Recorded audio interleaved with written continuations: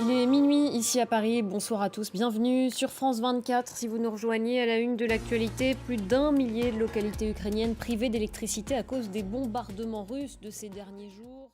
Voilà pour les titres à suivre après ce journal. Le débat présenté par Stéphanie Antoine, elle reviendra sur la grogne sociale justement dans l'Hexagone.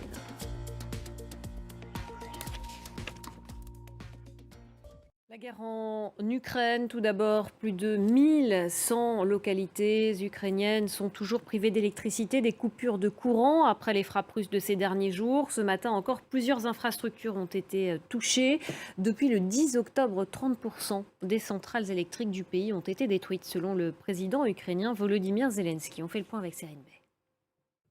Et puis, signe des tensions croissantes sur la scène internationale depuis le début de cette guerre, le chef de la diplomatie russe, Sergueï Lavrov, a dit tout à l'heure ne voir aucun sens à garder la même présence diplomatique dans les États occidentaux. À Moscou, on retrouve Julien Colling, notre correspondant. Il avait voulu maintenir son activité à tout prix en pleine guerre en Syrie. Le groupe Lafarge a été lourdement sanctionné outre-Atlantique. Le cimentier français va payer 778 millions de dollars aux États-Unis. Il a plaidé coupable pour son soutien à l'organisation État islamique dans le pays entre 2013 et 2014. Retour sur les faits avec Serine Bay.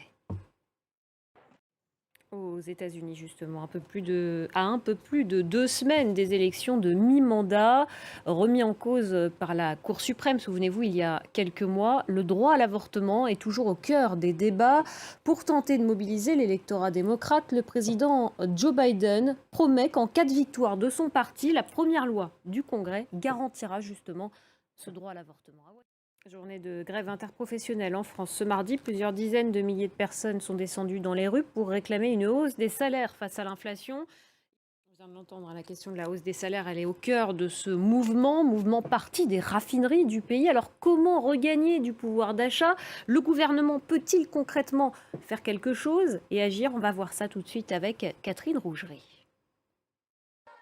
Restez avec nous sur France 24. Dans un instant, le débat présenté par Stéphanie Antoine.